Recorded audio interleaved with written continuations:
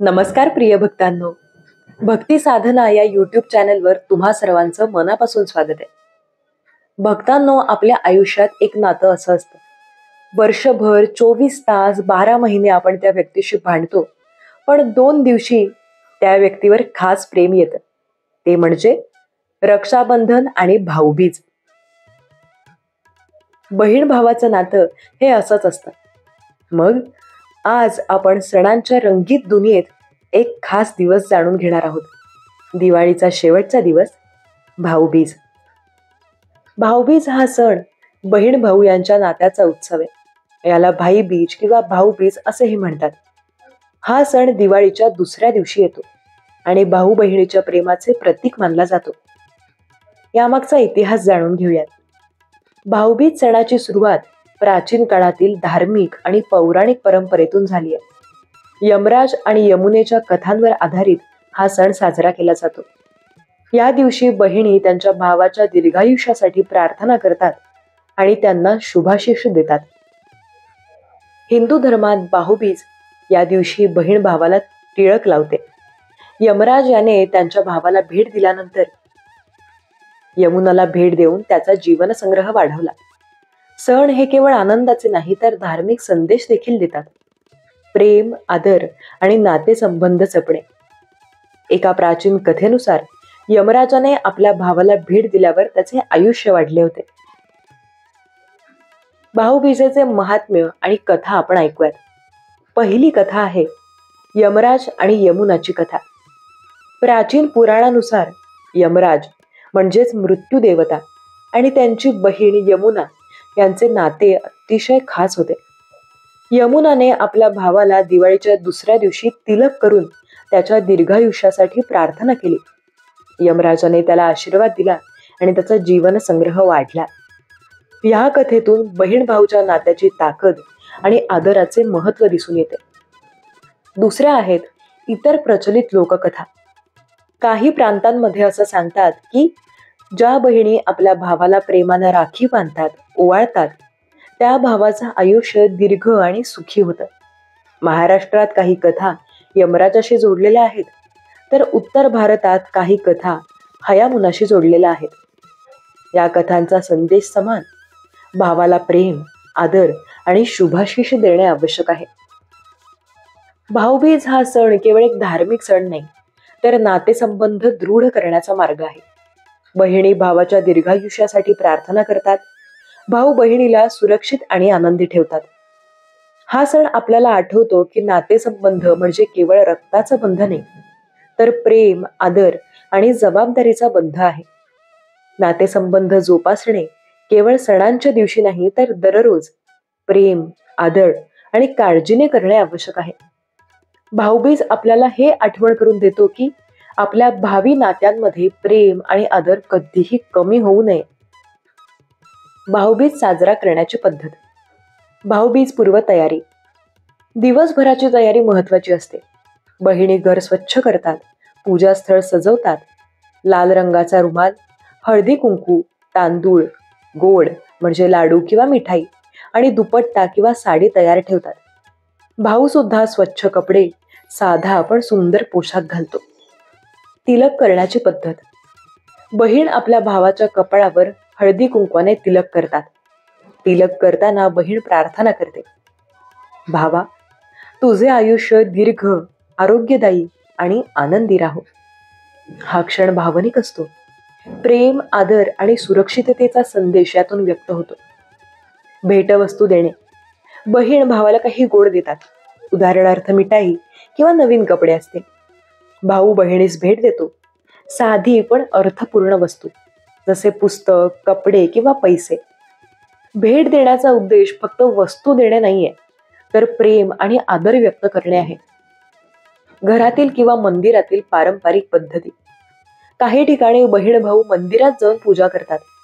घरात छोट्या पूजास्थळी दीप लावणे, गंध, फुले आणि तांदळाचा वापर पारंपरिक आहे. हा सण सहसा दुपारी किंवा संध्याकाळी साजरा केला जातो, जेव्हा दिवे लावून घर रंगीत दिसते. गोडाच्या आणि हळदी तिलकाचं महत्त्व. गोड खाल्ल्याने आणि हळदी तिलक लावल्यानंतर आयुष्यात सौभाग्य आणि आरोग्य वाढते असे मानले जाते. हळदी रोगप्रतिकारक शक्तीसाठी, गोड स्नेह आणि प्रेम व्यक्त करण्यासाठी. आधुनिक दृष्टिकोन. शहरांमध्ये काही जण घराबाहेर मित्रांसह किंवा सोशल मीडियावरही भाऊबीज साजरी करतात. भेटवस्तूंचा प्रकार बदललाय. Digital gift, online shopping, coupon किंवा फॅशन ॲक्सेसरीज. आधुनिक भाऊबीज कशी साजरी जाते? शहरातील बदललेली पद्धत. शहरांमध्ये लोक जुने पारंपरिक नियम आणि रीतिरिवाज सोडून थोडे सोपे, आधुनिक स्वरूपात साजरं करतात. बहीण भावाला तिलक करण्याऐवजी सोशल मीडियावर फोटो आणि शुभेच्छा पाठवतात. भेटवस्तू डिजिटल किंवा छोट्या व्यावहारिक वस्तू असतात. इलेक्ट्रॉनिक गॅजेट्स, कपडे किंवा गिफ्ट कार्ड्स. सोशल मीडिया आणि ऑनलाईन सण साजरा करणं. बहीण भाऊ दूर असताना व्हिडिओ कॉल किंवा इंस्टाग्राम, व्हॉट्सॲपवर ग्रीटिंग्स देणे साधारण झाले आहे. हॅशटॅग भाऊबीज किंवा हॅशटॅग ब्रदर सिस्टर डे यांसारखे हॅशटॅग वापरून फोटो किंवा कथा शेअर केल्या जातात. या बदलामुळे पारंपरिक सणाचे भावपूर्ण अर्थ जपले जातात, पण आधुनिक जीवनशैलीशीही सुसंगत होता येतं. कंटेम्पररी गिफ्ट्स आणि trends. Digital gifts, online vouchers, e books, music subscriptions, fashion accessories जसे की बॅग, वॉच, स्टायलिश कपडे. गोड आणि हळदी तिलक अजूनही वापरले जातात, पण छोट्या आणि सोप्या स्वरूपात. आधुनिक संदेश. भाऊबीज आजही नातेसंबंध दृढ करण्याचा दिवस आहे. बदलत्या काळातही बहीण भाऊ यांचा आदर आणि प्रेम टिकवणे हा मुख्य उद्देश आहे. पारंपरिक आणि आधुनिक पद्धतींचा संगम हा सण अधिक अर्थपूर्ण बनवतो. भाऊबीजेचे सामाजिक आणि सांस्कृतिक महत्त्व जाणून घेऊयात. नातेसंबंध दृढ करण्याचे महत्त्व. भाऊबीज हा सण फक्त धार्मिक नाही तर सामाजिक दृष्टीनेही अत्यंत महत्त्वाचा आहे. बहीण भाऊ यांच्यातील बंध दृढ होतो, प्रेम आणि आदराची भावना वाढते. हा दिवस भाऊला बहिणीची काळजी जाणवते आणि बहिणीला भावाची सुरक्षा जाणवते. सांस्कृतिक समृद्धी आणि परंपरा जपणे. भाऊबीज हा सण आपल्या संस्कृतीची जपणूक करतो. घरातील किंवा गावातील लोक सण साजरा करताना पारंपरिक गाणी, नृत्य, सजावट यांचा समावेश करतात. विविध प्रांतांमध्ये वेगवेगळ्या पद्धतीने साजरा केला जातो. काही ठिकाणी गोडाची रेसिपी, काही ठिकाणी लोककथा, काही ठिकाणी विशेष पूजा.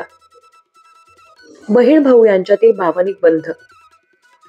हा सण भावनांशी निगडीत आहे. प्रेम, काळजी, आदर, विश्वास आणि निष्ठा वाढवतो. बहीण आपल्या भावाच्या दीर्घायुष्यासाठी प्रार्थना करते आणि भाऊ बहिणीस सुरक्षित ठेवतो. या बंधामुळे कुटुंबात एकात्मता आणि सद्भाव निर्माण होतो. सामाजिक संदेश. भाऊबीज आपल्याला सांगते की नातेसंबंध जपणे फक्त रक्तसंबंधांवर नाही, तर प्रेम, आदर आणि जबाबदारीवर अवलंबून आहे. सण साजरा करताना आपली संस्कृती आणि मूल्ये पुढच्या पिढीपर्यंत आता आपण जाणून घेऊयात भाऊबीजेमागचं विज्ञान आणि अर्थ. पहिली गोष्ट आहे तिळाचा, हळदीचा आणि गोडाचा उपयोग. हळदीला औषधी गुणधर्म आहेत. त्वचेसाठी फायद्याची, रोगप्रतिकारक शक्तीसाठी उपयुक्त. तिलक करताना हळद लावल्यामुळे शरीरावर थोडा रासायनिकशास्त्रीय परिणाम होतो. सूज कमी करणे, स्वच्छता राखणे. तीळ हे प्राचीन काळापासून शुभतेचे प्रतीक आहेत. शरीरातील उष्णता संतुलित ठेवण्यास मदत, तसेच आहारात समृद्धीचे प्रतीक. आणि गोड म्हणजे प्रेम, स्नेह आणि आनंदाचे प्रतीक. गोड खाल्ल्याने हार्मोन संतुलित राहतात आणि मानसिक आनंद वाढतो. आरोग्याशी संबंधित फायदे. हळदी तिलकामुळे काही प्रमाणात त्वचा संरक्षण, रोगप्रतिकारक शक्ती आणि मानसिक शांती मिळते. गोड किंवा मिठाई देण्याचा अर्थ मानसिक आरोग्य सुधारणा, आनंदी भावना, उत्साह निर्माण करणे. हा सण केवळ धार्मिक नाही तर आरोग्य आणि मानसिक स्थैर्याचीही शिकवण देतो. नैतिक आणि मानसिक शिकवण. बहीण भाऊ यांच्यातील प्रेम, आदर आणि काळजी वाढवते. सणाच्या पद्धतीतून जीवनात प्रेम, निष्ठा, जबाबदारी आणि आदर यांचे महत्त्व शिकायला मिळते. आधुनिक जीवनात या नैतिक शिकवणीला जपणे आणि नात्यांना काळजीपूर्वक सांभाळणे आवश्यक आहे. आधुनिक विज्ञानाचा दृष्टिकोन. हळदी आणि तिलकाचा वापर प्रत्यक्ष मेंदूवर सकारात्मक परिणाम करतो. मानसिक शांती आणि स्ट्रेस कमी करतो. गोडाचे सेवन योग्य प्रमाणात केल्यास आनंद वाढतो आणि नातेसंबंध मजबूत होतात. भाऊबीज साजरी करताना आपल्याला काय शिकायला मिळतं? भाऊबीज आपल्याला आठवण करून देते की नातेसंबंध हे फक्त रक्ताचे बंधन नसून प्रेम, आदर आणि काळजीवर आधारित असतात.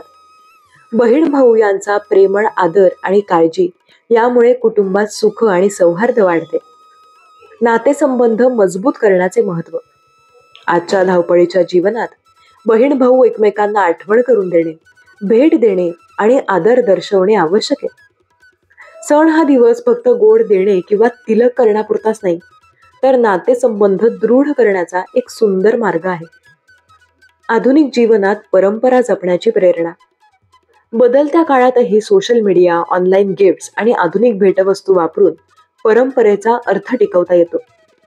परंपरेत नवीन रूप घेऊनही तिचा भाव, संदेश आणि अर्थ कायम राहतो. भाऊबीज म्हणजे प्रेम, आदर, काळजी आणि नातेसंबंध टिकवण्याचा दिवस. हा दिवस केवळ धार्मिक नाही, तर सामाजिक, सांस्कृतिक, मानसिक आणि आरोग्याच्या दृष्टीनेही महत्वाचा आहे. बहीण भाऊ यांचा बंध जपा, प्रेम व्यक्त करा आणि या सणाचा आनंद प्रत्येक वर्षी नव्या रंगात साजरा करा. आणि निदान आजच्या दिवशी तरी भांडण करू नका. छान मिठाई खा आणि छान भेटवस्तू घ्या एकमेकांसाठी. मी आशा करते की तुम्हाला हा व्हिडिओ आवडला असेल, याद्वारे काहीतरी नवीन माहिती मिळाली असेल आणि तुमचाही दिवस सुंदर गेला असेल. दिवाळीचा आपला शेवटचा दिवस होता, म्हणून पुन्हा एकदा शेवटच्या दिवसासाठी दिवाळीच्या मनःपूर्वक शुभेच्छा.